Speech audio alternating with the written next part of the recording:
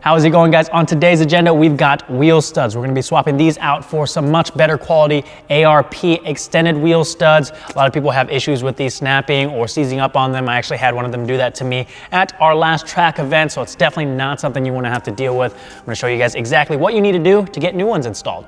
Obviously, the first step is gonna be getting the car up in the air and getting the wheels off. The next thing we need to do is remove the brake caliper. There's two 17mm bolts that are holding this in place.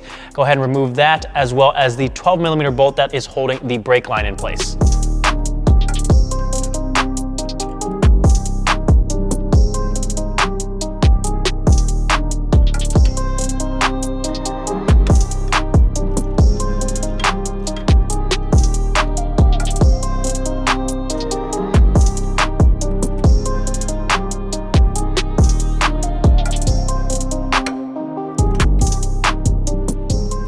With the brake caliper out of the way, we can remove the rotor. Now, if yours seems to be stuck onto the hub, you can actually use the bolt that holds your brake line in place and screw it into either of these two holes to break it loose.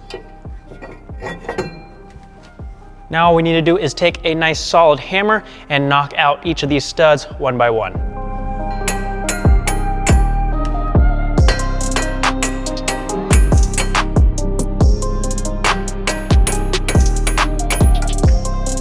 Now we can go ahead and install your new wheel studs. They just slide in from the back. And we're gonna use a lug nut and a wheel stud installer tool like this. I'll link this down below. It's basically just a big bearing. So this side spins, and then this has a nice seat for the lug nut. This paired with an impact gun is gonna make this super easy. I do recommend though that you wear some hearing protection because it does get quite loud. Obviously you wanna get these started by hand first, and then we can hit it with the impact.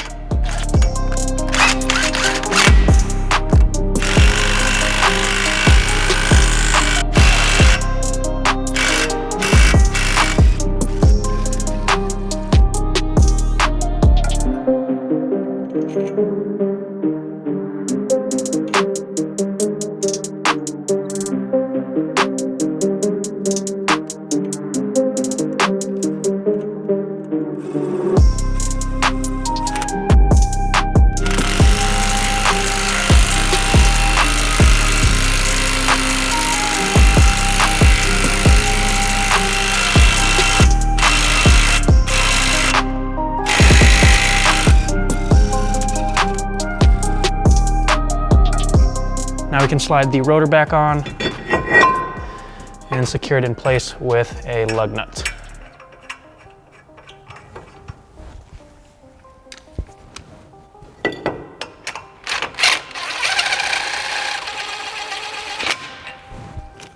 Once you've got the rotor back on, we can reinstall the brake caliper.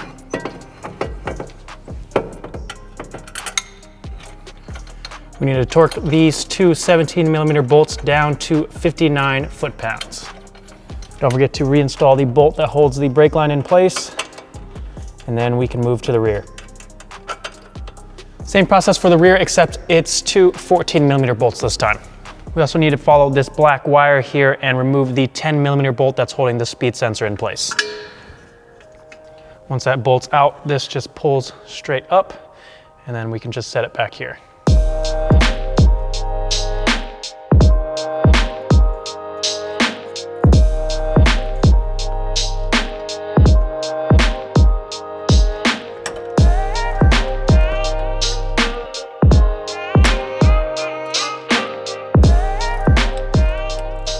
Then we can slide the brake caliper off. I'm gonna bring it towards the front of the car and securely zip tie it out of the way. Now we can remove the rotor. Like I said, if yours is stuck on there, you can take that bolt from the brake line and that threads into those and breaks it loose. These are fairly new, so should just come right off. You also want to make sure that your brake gate or your e-brake is not engaged. There we go. We can start hammering these studs out. Just make sure the one that you are hammering has ample room behind it and doesn't get lodged and make contact with any of the e-brake components.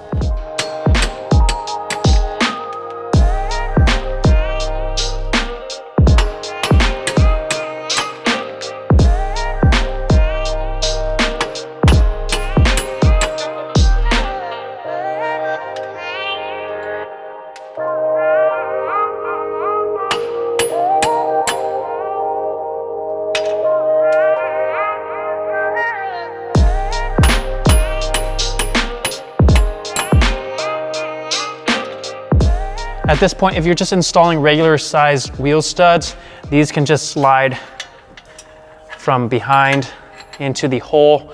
And then again, you just use the wheel stud installer. But since we are installing the extended ones, they are obviously quite a bit longer. So there's not enough room back here to install it. So what we need to do is an extra step.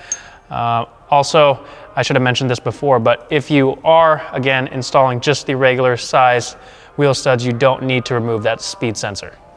So what we need to do now is if you look behind this hub mounting surface, you'll see 4 bolts that are holding the hub in place. Well, you'll see the ends of the bolts. And then if you look on the back side here, there's gonna be 4 14mm bolt heads, and we're gonna need to remove those bolts.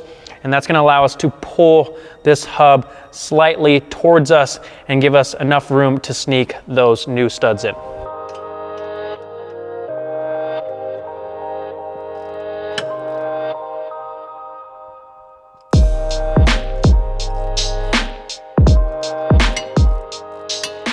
The trick here is to start pulling the hub away from the car, but you also need to press on this e-brake assembly so that it doesn't want to move with the hub, otherwise you're left with the same amount of room. So what I do is put my fingers behind the hub like this, and then I'm pressing against that e-brake assembly with my thumbs, and then I can start pulling this hub away, and you can see the e-brake and this dust shield just stays there while I get a little bit more room from the hub moving outwards. I move the camera to the front side because this is going to be the slot that we're going to be working with here. So you can insert the bolt into that opening and then get the head inside the bottom hole here. And then I'm just going to turn the hub and then it slides right into place. If I can get it unstuck. There we go. I'm going to install all of the, or I'm going to slide in all of the wheel studs before I actually press them into place.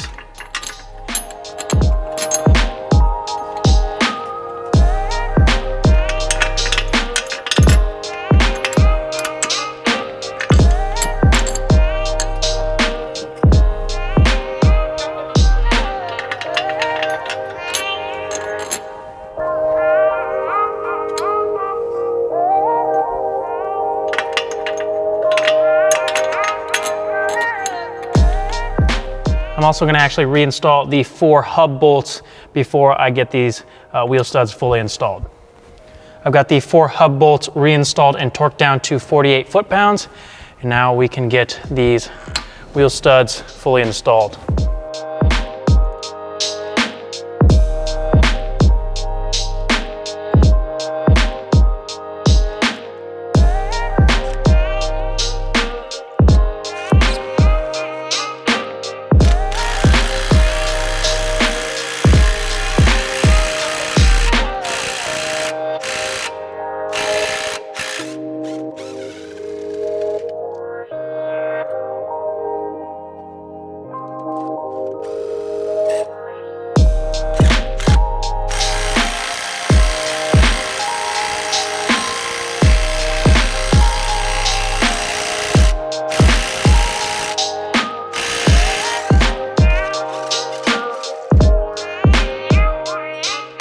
As you can see, all the new wheel studs are installed, so we can reinstall the rotor.